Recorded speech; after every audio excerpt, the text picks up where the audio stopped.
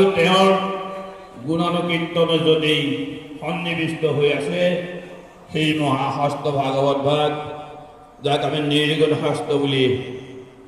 সকলোৱে সেৱা জনাই আহিছোঁ, য'ত ভগৱন্তই বাংময় ৰূপত সেই শাস্ত্ৰ ভাগত নিহিত হৈ থকাৰ কথা তেওঁৰে একান্ত ভক্ত উদ্ধৱৰ আগত তেওঁ প্ৰকাশ কৰি গৈছে।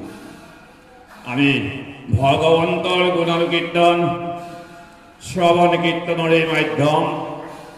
এই দিহানাম আমি যেতিয়া আমাৰ আধ্যাত্মিক জগতত,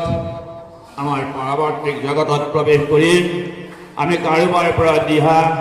কাৰোবাৰ পৰা উপদেশ, কাৰোবাৰ পৰামৰ্শ লৈ আমি কিবা কৰ্মত আগবাঢ়িব লাগিব।